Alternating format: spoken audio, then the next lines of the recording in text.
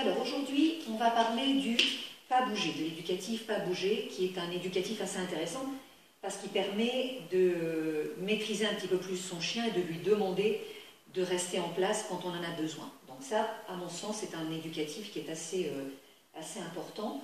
Alors, comme tous les éducatifs, on les démarre dans des endroits pauvres en stimulation. Donc l'idéal, c'est de le démarrer à l'intérieur. On ne va pas commencer à faire un pas bouger en extérieur, dans un jardin ou dans un parc où il y a des enfants, où là, le chien sera de toute façon très peu concentré. Donc l'idéal, toujours comme tous les éducatifs, on les démarre dans des endroits pauvres en stimulation. Donc l'idéal, c'est ici à la maison, pour que le chien reste bien à l'écoute. Alors en premier, on va positionner le chien assis. On essaie de le mettre en face, assis.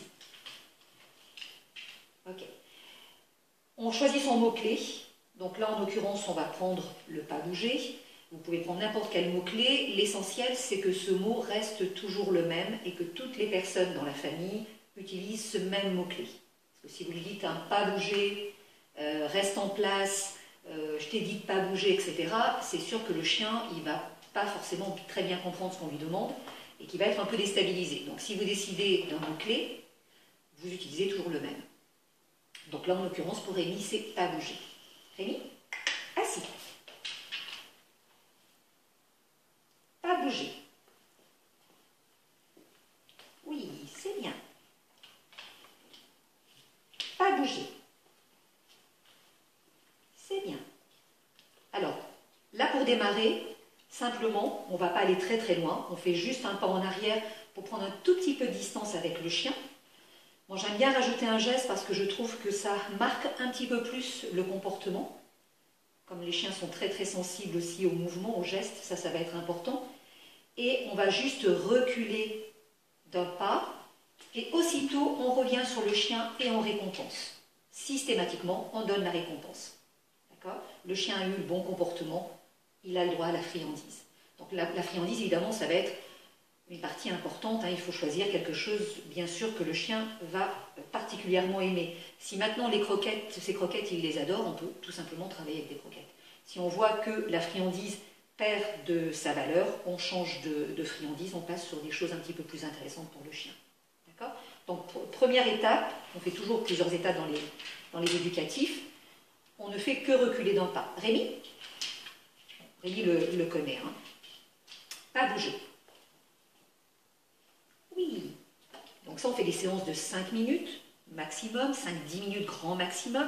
Il vaut mieux en faire des très courtes et en faire plusieurs fois dans la journée. Et on répète ces éducatifs. Plus ils sont répétés, plus le chien va rapidement intégrer l'éducatif qu'on cherche à lui apprendre. Rémi, assis. Pas bouger.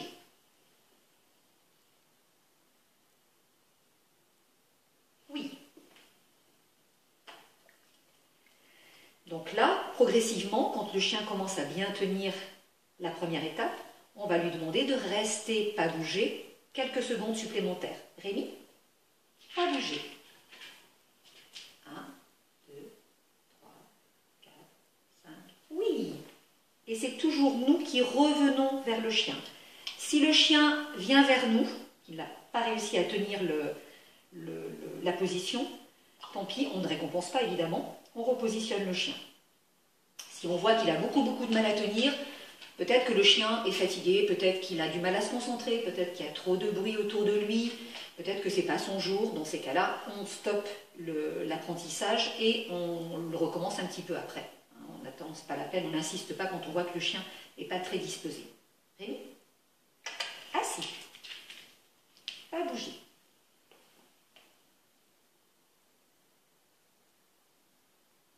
Oui.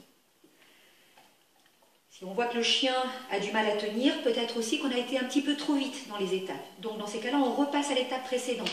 On recommence en faisant un pas en arrière et on n'attend pas, on récompense. Donc de jour en jour, normalement le chien va progresser, on va pouvoir le faire patienter de plus en plus. Là, on va donc travailler la durée et ensuite on travaillera la distance. Rémi, assis. Pas bouger.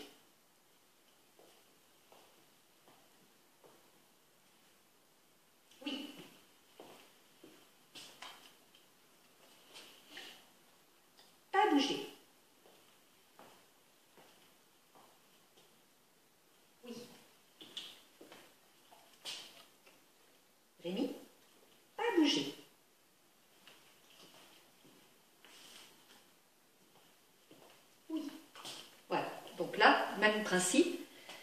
Quand on travaille la distance, on va faire étape par étape.